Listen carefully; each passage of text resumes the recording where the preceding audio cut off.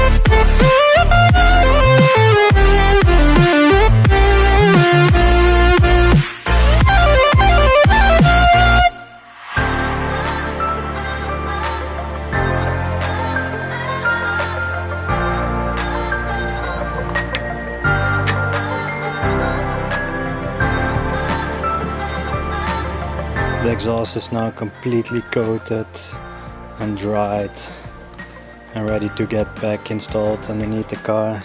After sliding the exhaust back in position without scraping the coating, we could just hang it back in its rubbers and connect the front two bolts back to the exhaust manifold.